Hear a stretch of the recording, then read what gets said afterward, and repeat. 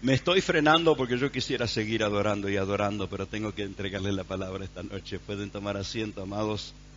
Bendito el Señor. ¡Gloria a Dios! Esta palabra es para valientes. Así que esta noche el que no es valiente tiene la oportunidad de decidir ser valiente. ¿Y los valientes qué característica tienen? Se las aguantan. Se las aguantan. Así que ¿cuántos dicen, pastor? Venga la palabra. Me las aguanto. Quiero escuchar, a ver. Tengo algunos valientes que se arriesgan y otros dicen, ¿qué será? ¿Qué será? Diga, me las aguanto.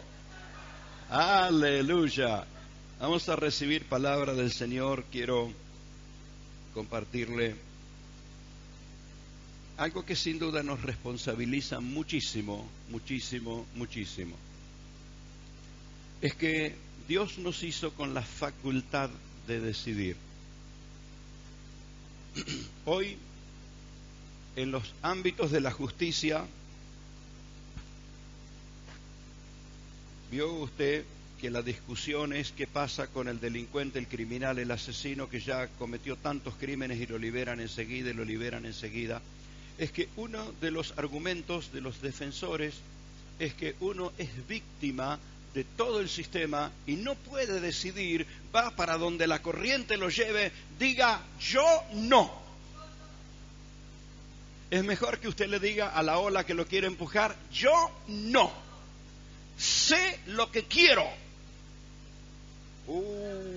¿Sabe qué? A los creyentes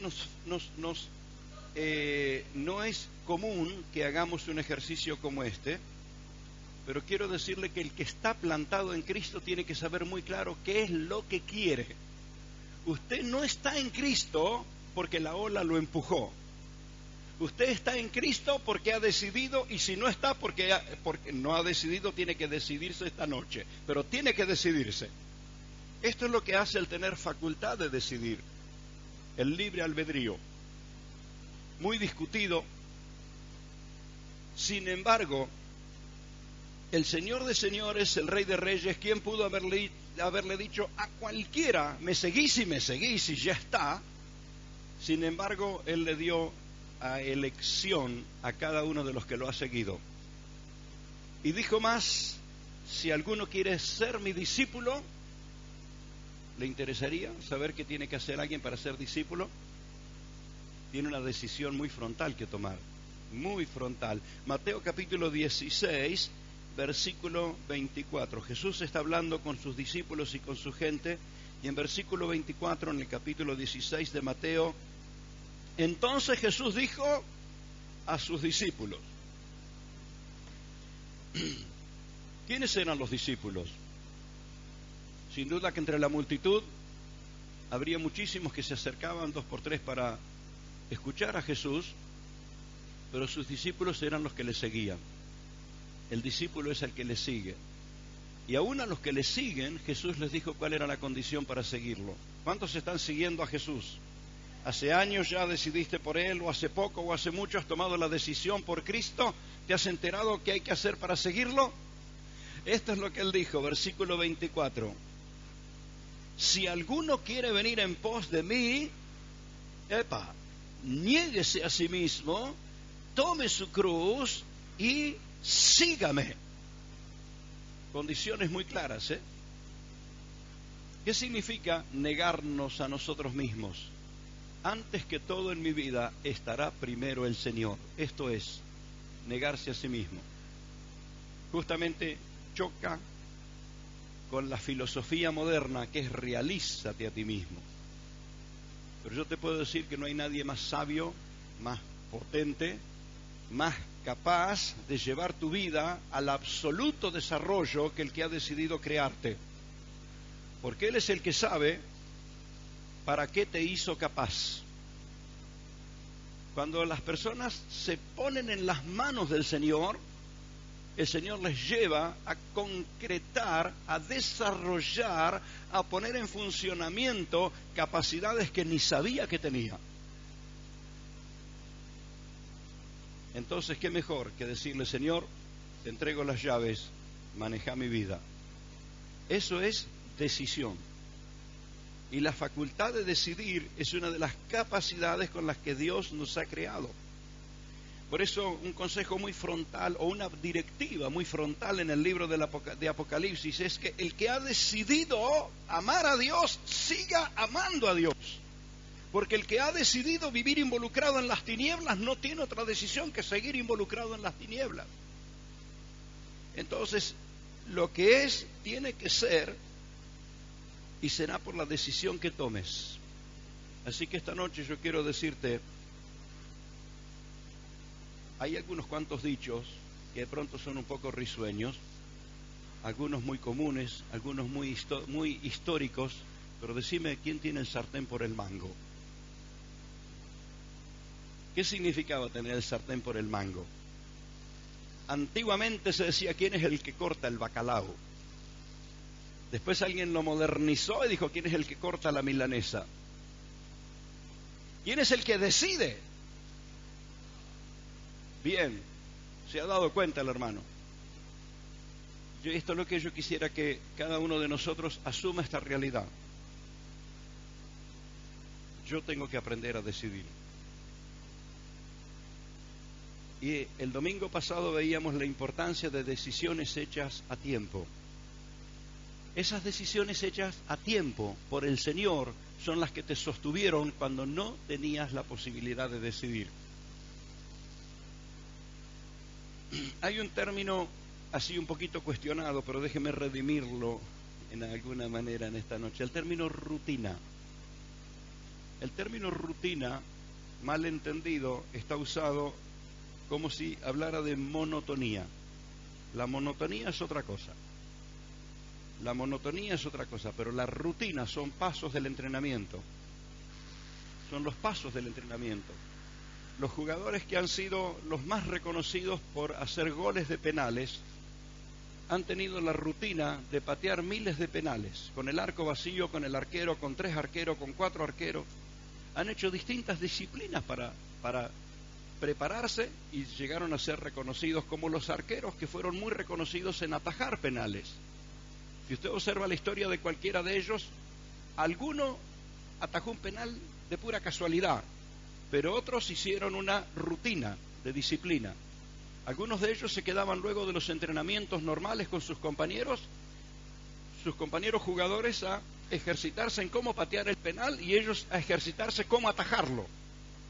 Y entonces en esa disciplina se desarrolla como una especie de intuición, de observarlo y de tratar de leerle lo que tiene adentro, que no lo está mostrando por afuera, para tratar de discernir hacia dónde va a patear. ¿De dónde sacan toda esa capacidad? De una disciplina, de una rutina.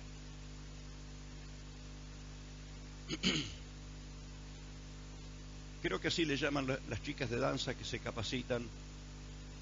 Y mire, esa rutina las entrena de modo tal que uno les pone una canción con la que nunca la ensayaron, la sacan y hacen el acompañamiento tal cual como lo tienen que hacer.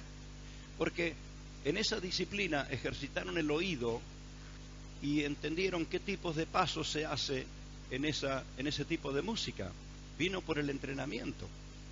Entonces, la facultad de decidir necesita ese entrenamiento. Y cuando en el momento la vida te pone frente a demandas, estás listo para decidir como corresponde decidir. Días atrás escuchaba un contenido respecto al libre albedrío y tiene que ver evidentemente con esto que quiero hablarte esta noche, que las decisiones nos definen. Las decisiones definen nuestra vida. Un ejemplo de la antigüedad tan tomado en cuenta es Josué, cuando ante la incertidumbre del comportamiento de los demás, él les dijo, yo no sé qué van a hacer ustedes, pero yo tengo una decisión, yo y mi casa seguiremos al Señor. Y personajes que fueron tan ilustres en la historia como José, el hijo de Jacob, quien luego pasa ese tiempo en Egipto y llega a ser el gobernador, el administrador de las riquezas de Egipto.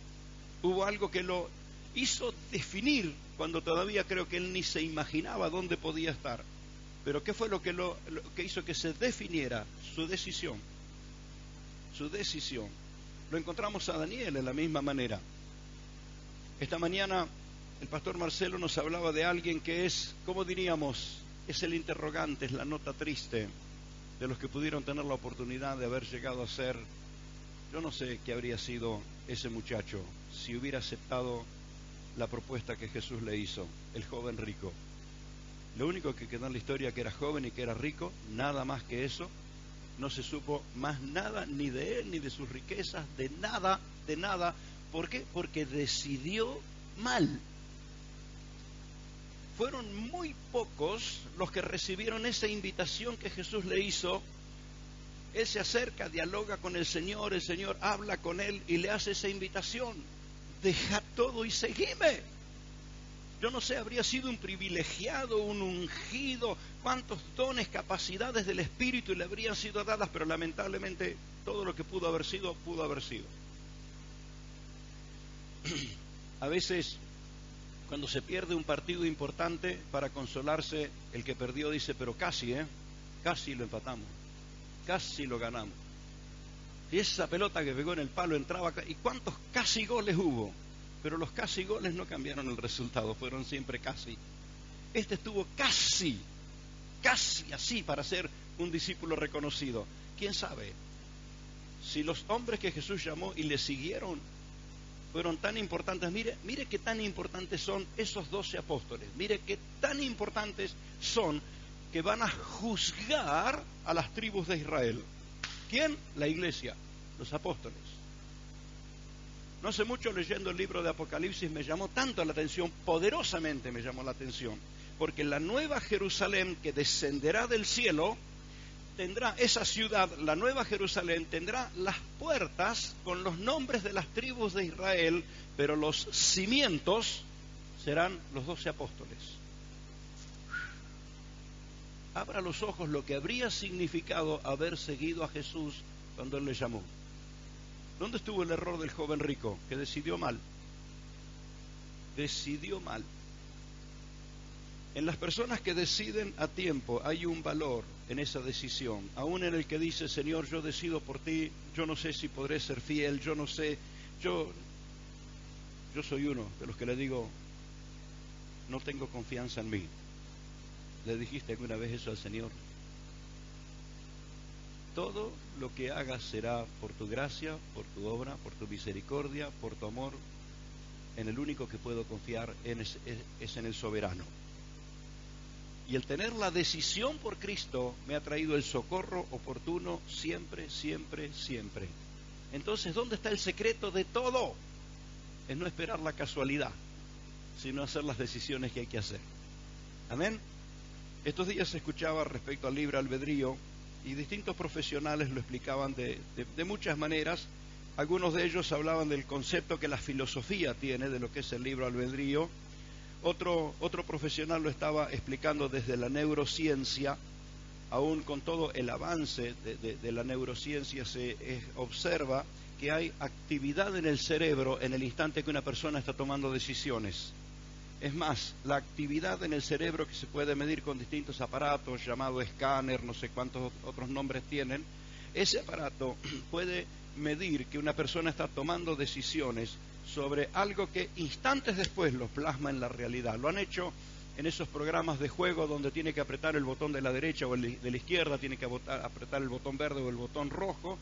Entonces la persona está con todo un aparato electrónico allí midiendo su actividad cerebral y los aparatos pueden registrar que en qué momento tomó la decisión antes de mover su mano para tocar el botón. Es decir, antes de que la decisión sea visible, estuvo accionando dentro de él. Entonces, interesante escuchar todas esas explicaciones desde los argumentos de la filosofía, como por ejemplo algunos jueces modernos dicen, bueno, el delincuente es delincuente porque la culpa la tiene la sociedad, este sistema en el que vivimos, ¿qué otra oportunidad le queda? ¿Qué otra opción le queda para tratar de convencernos que está todo bien? La neurociencia observa que el ser humano puede decidir aún,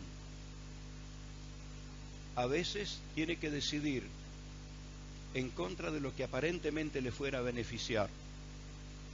Tiene que tomar decisiones y no pierde su facultad de decisión aún en el momento más culminante de su vida. Entonces fue interesante escuchar todo eso y yo decía, ¿sobre qué base debiéramos caminar los creyentes? ¿La filosofía, la neurociencia o el diseño divino? ¿Sobre qué se fundamentaría usted para dirigir su vida? De hecho, la ciencia ha hecho descubrimientos importantes en el día de hoy que ya estaban dichos desde siempre. Dios te hizo con facultad de decidir. Dios te hizo capaz de decidir.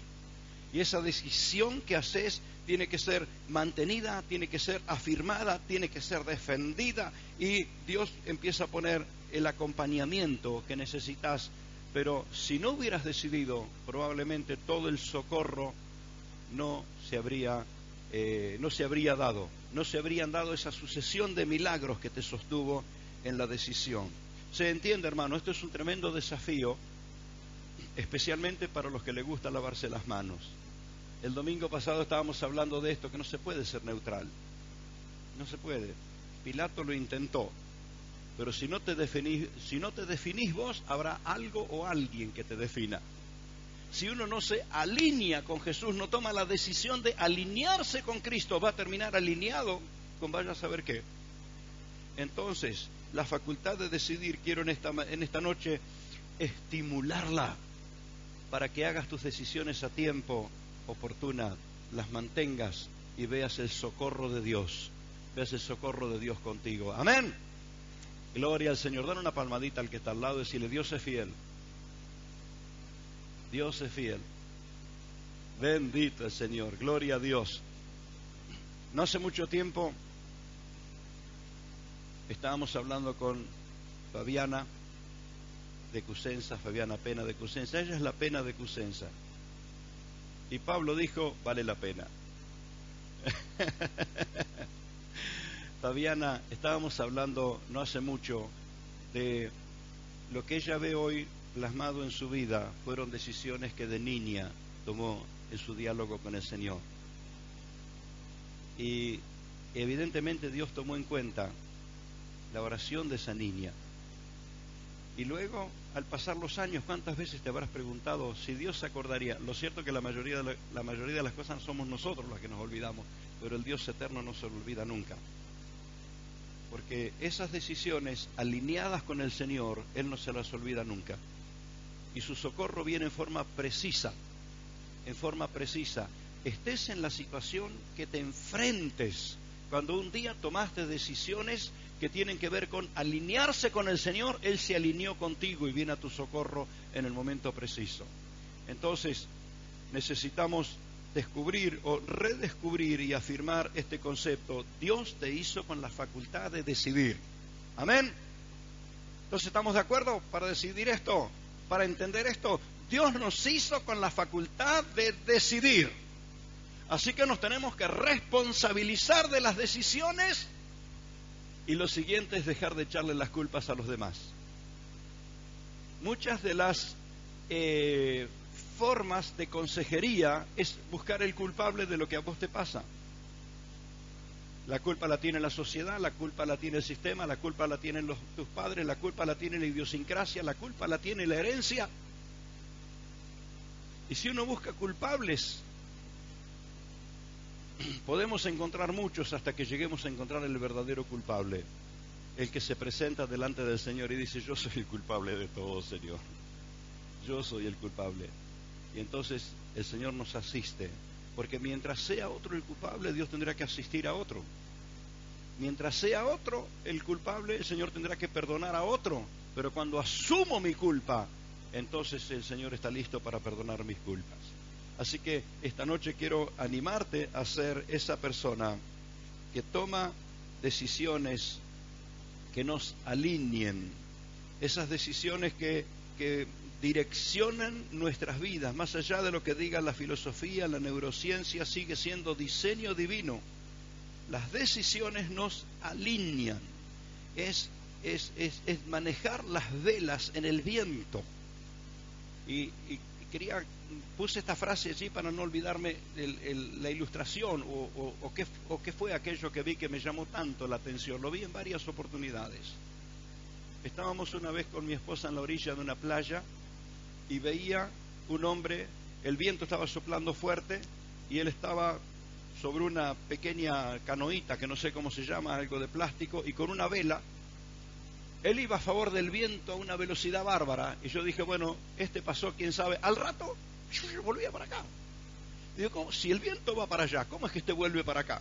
Al rato otra vez iba para allá.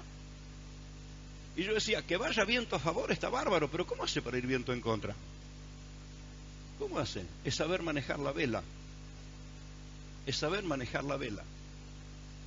Entonces, ¿quién dice? Es que la vida a mí me jugó viento en contra. Pero si aprendes a manejar la vela, a un viento en contra. A un viento en contra. La última vez que lo vi, y me llama la atención cuando veo esas cosas, fue en el verano pasado en Bariloche. Había alguien en las aguas también, paseando de aquí para allá. El viento soplaba en un sentido, pero él iba para donde quería. No iba para donde iba el viento, él iba para donde quería ir. Y esto es lo que hacen los que ejercitan su facultad de decisión, los que se alinean con el Señor. No van para donde el viento los lleva, van para donde tienen que ir, porque han aprendido a manejar las velas. Y esto es un ejercicio que uno tiene que aprender en su vida, a manejar las decisiones. No dejarse llevar por el viento, sino elegir su propio curso. Y bienaventurado el que decidió alinearse con el Señor y puede definir para dónde quiere ir. Puedo definir para dónde quiero ir cuando el viento está a favor y cuando el viento está en contra también. Cuando todo está accesible, sencillo y fácil, es una cosa. ¿Y qué cuando las pruebas, las dificultades, el viento está en contra?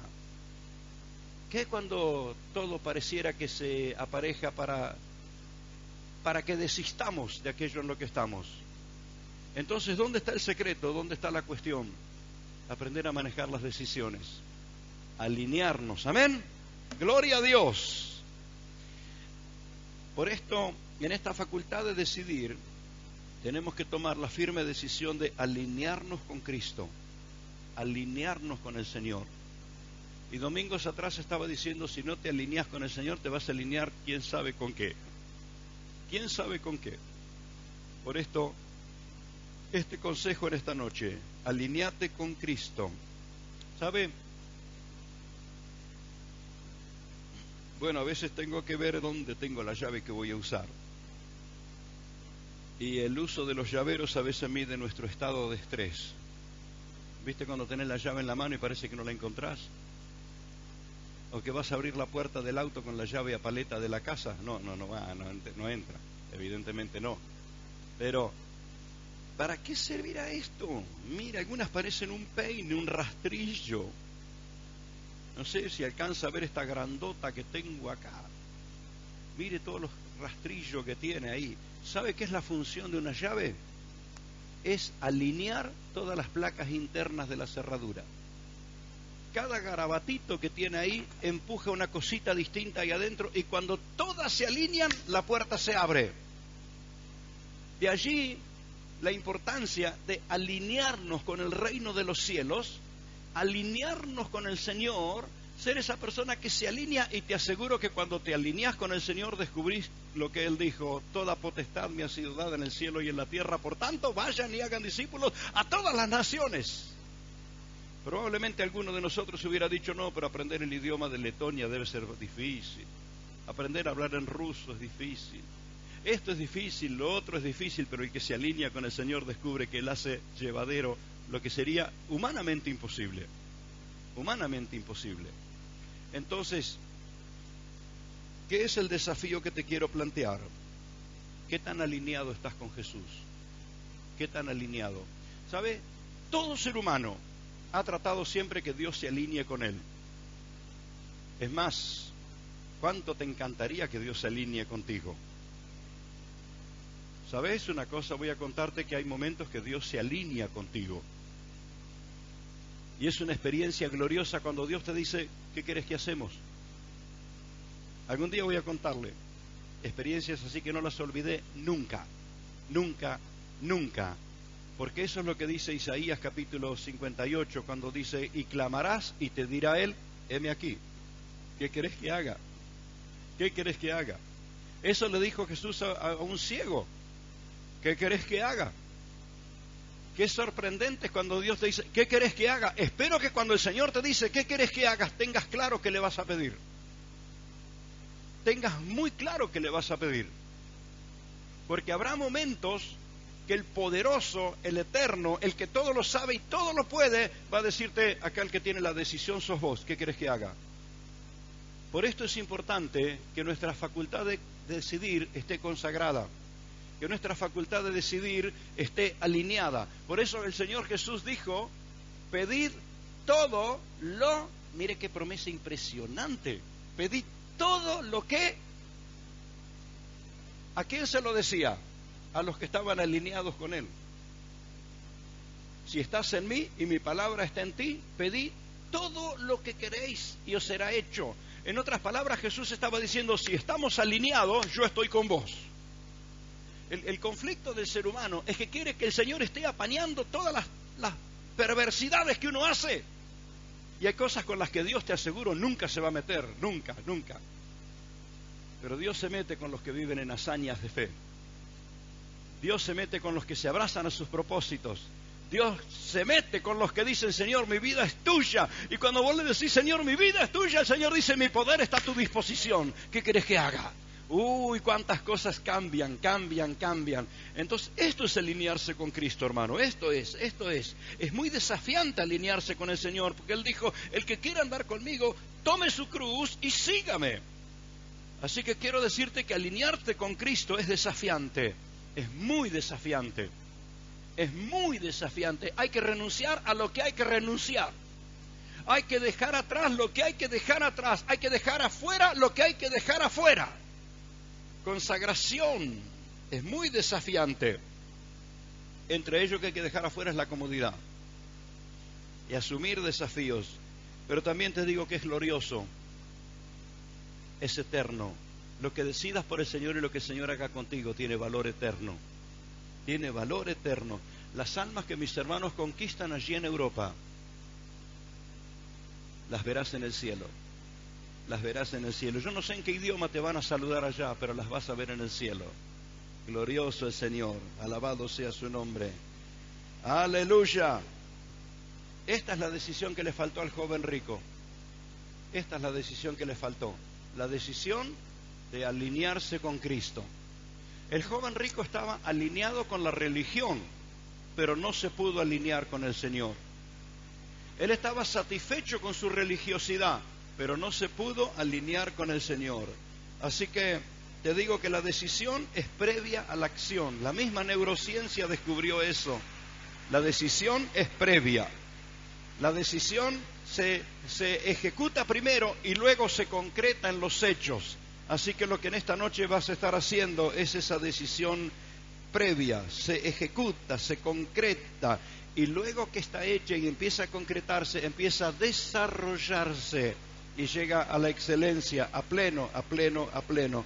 Todos tenemos la facultad de decisión, nadie te haga creer que no. Es el primer engaño del diablo, decirte que vos no podés decidir. Esta noche yo te invito, te pongas de pie y digas, Señor, yo decido por ti.